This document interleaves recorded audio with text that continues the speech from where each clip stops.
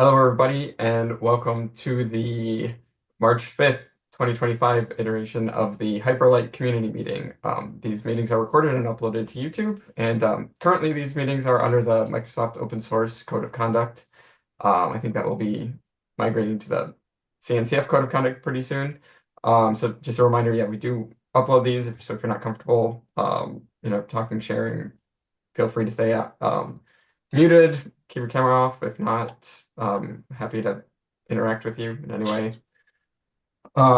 So I dropped a link to the meeting notes in the chat. If anybody or if everybody could add their name to the attendees list, that would be great. I believe anybody who's signed into HackMD currently can edit this document. So yep, let's get started. I think first we'll start with some announcements. David, Ralph, do you guys want to take this one? Well, Mark, we might want to pick someone to be a note taker before Oh, we dive. yes, yes. Do we have any volunteers to be a note taker? I'll do it. I see David raising his hand, but he's muted. Okay, Ralph, do you want to take some notes? Sure. Got to Thanks, figure out Mark. where I am on the thing. There's 3-5. Got it. I have located myself. Please continue.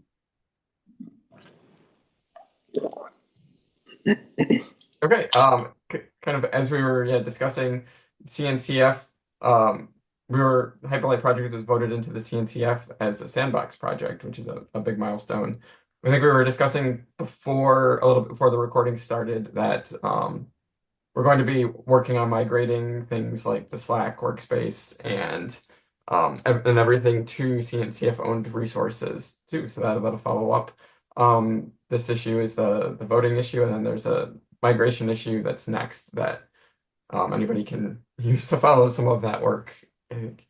Ralph or David, do you have any comments on any additional comments? I think you'll start seeing some more activity in earnest, probably starting after tomorrow. Just to be honest, I'll prioritize. Ralph and I will prioritize the stuff going into next week mostly. Probably first to get the Slack channel set up, and then transfer over Zoom meetings and do out the CNCF calendar for that. Yeah, Ralph, anything you want to say? No, I'm thrilled, of course, that we're in the sandbox. That's the right place to be. So couldn't be more excited about that. And the onboarding issue, 348, is a bunch of check boxes that we are going to have a nice meeting. Myself and David and Ben is here, and we're going to sit there and figure out, how much we can plow through them so that the engineers don't have to deal with anything but required stuff. And David has volunteered to create the CNCF Slack. So I'll just beat him over the head periodically with a banana until that happens. And then we'll be kind of official in the way that we should be. So I'm looking forward to that.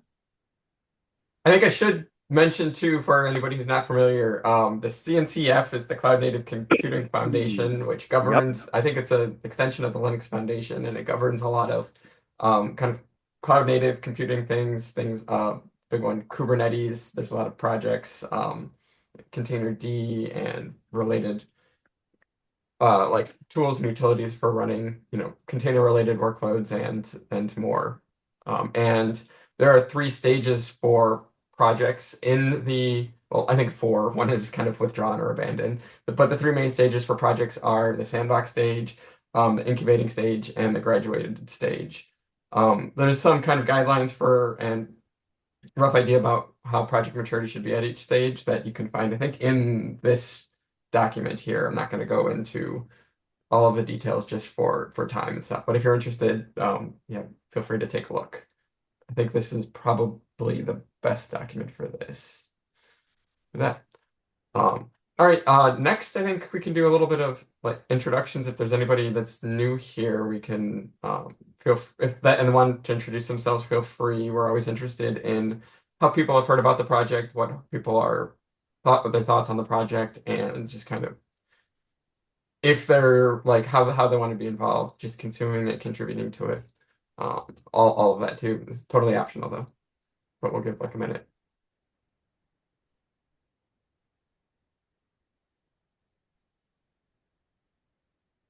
Roquing, you don't have to introduce yourself, but we're just happy you're here. But if you're willing Oh, to, I'm sorry. I just noticed I'm the only one new here. Okay. So please briefly let me briefly introduce myself. I work for Institute of Software, Chinese Academy of Sciences, and I'm working on the virtualization software stack, bring the software stack onto RISC-V architecture.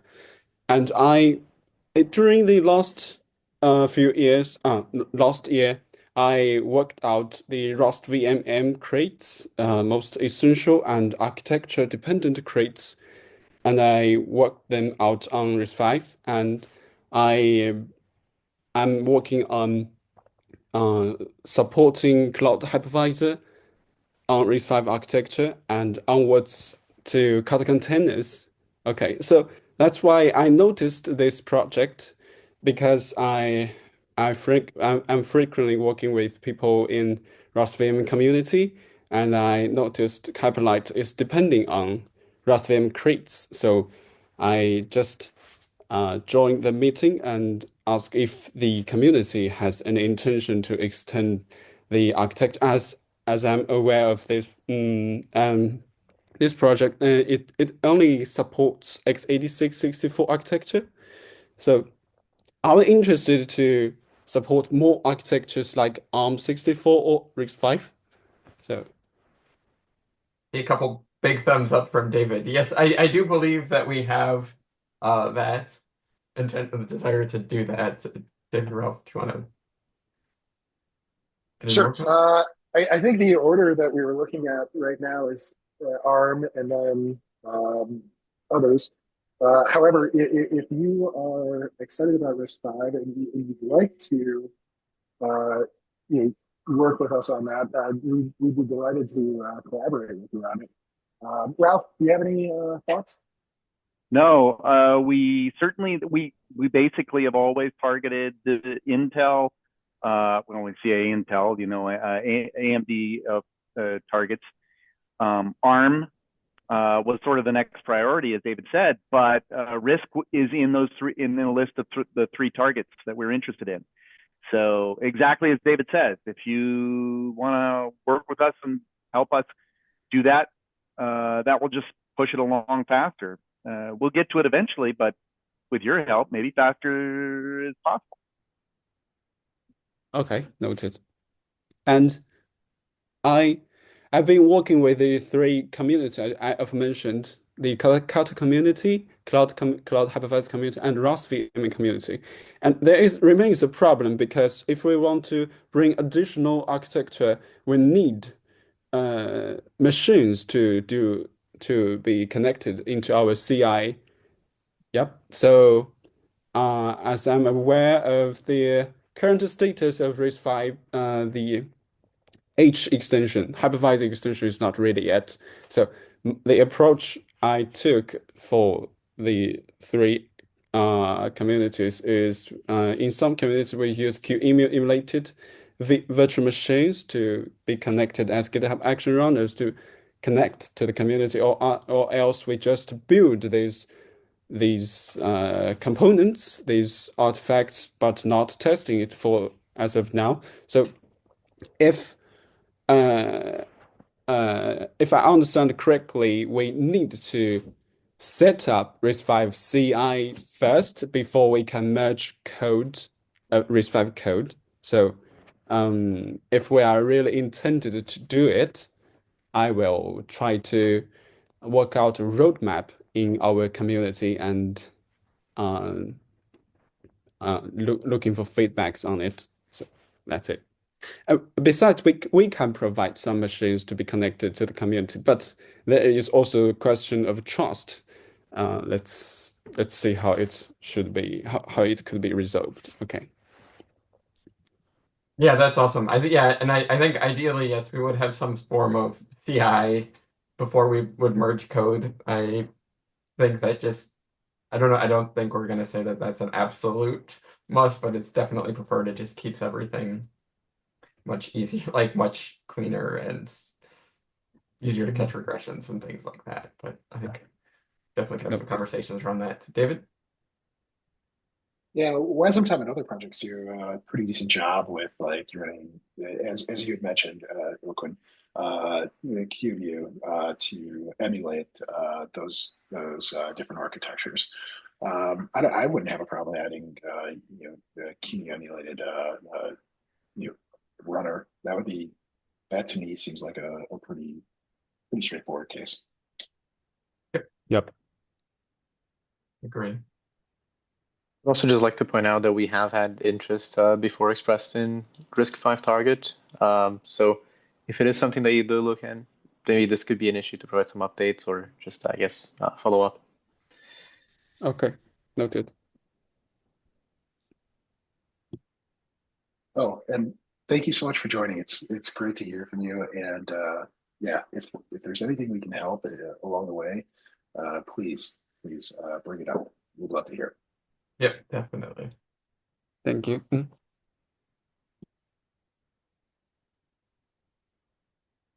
Okay, I think we're ready to get into the discussion items. Do you want to drive this part, Dan, or do you want me to continue Yeah, with? sure. Oh, So yeah. next, the first item in our discussion items is about our release, which happened just last week. This was a release for VO2, and it was in due time because our previous release before that was, I think, November of last year. So a lot of changes came in this release. A couple that I'd like to point out were the addition of interrupt handlers in the guest, so exception handling, support for KVM guest debugging, which we demoed, Doro demoed in the last community meeting that we had, and also the removal of the single-use sandbox. Plus, like I said, a bunch of other changes, which were in due time to be in a release. With this set, the goal here is to start having train releases. So what that means is that every month we plan to do a release. This way, if there is a feature that we're working on that doesn't quite make it into, say, VO3, that's okay. We'll release VO4 just in the coming month. It will just catch the next train. And just yesterday, we started planning the VO3 release, and you can follow that in our project boards. I think in a previous community meeting, we followed, we took a look at the Hyperlight roadmap project board. Just yesterday, we created this Hyperlight milestones one, where you can see VO3, what's planned, and this list will probably change a little bit as we move along, but it is currently planned for that last week of March. Any comments there? Anything we'd like to highlight? Maybe that was in the release.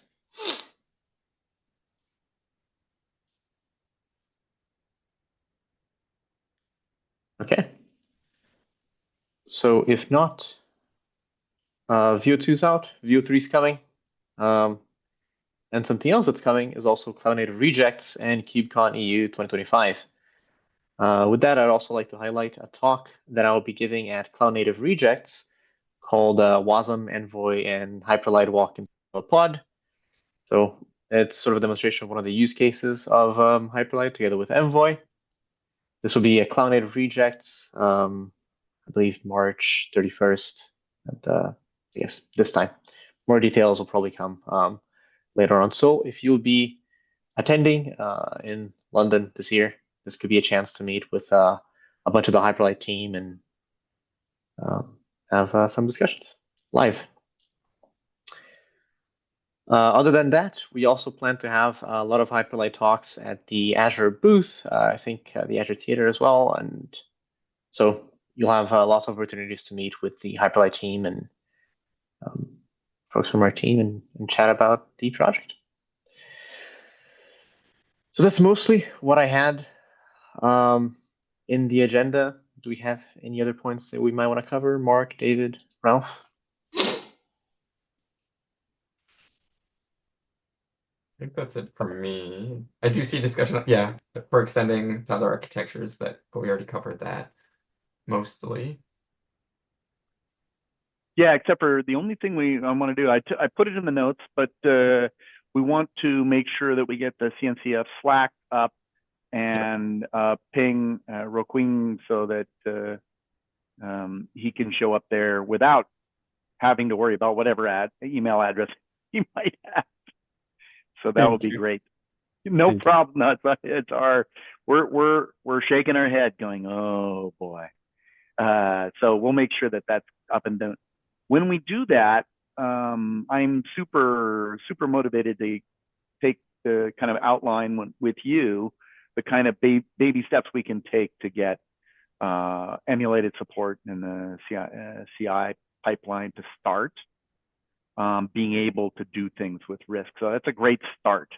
I will tell you that we actually do have risk machines available to us, but they're small and we possess them individually, which is not quite the same thing as cloud instances. So QEMU is a good place to start, but we also have the ability to use some smaller RISC-V machines for local experiences and testing, which is nice. Yep. Good to know. Thank you. Mm-hmm.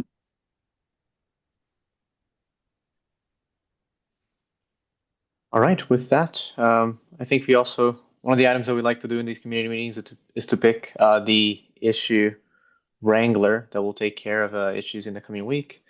So do we have any volunteers for that work?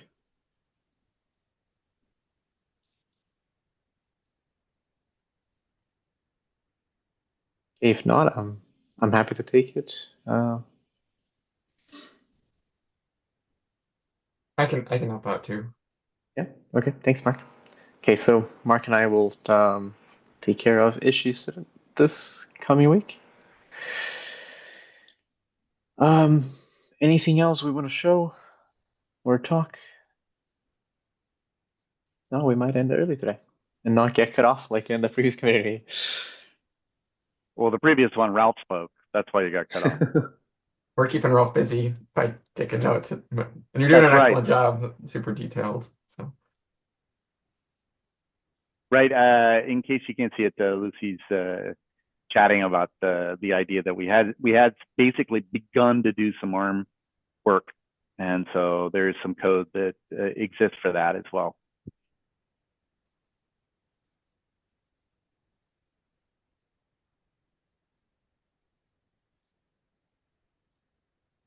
All right. all right, I'm gonna stop the recording then. You're free to hang out for a few minutes afterwards if you want. But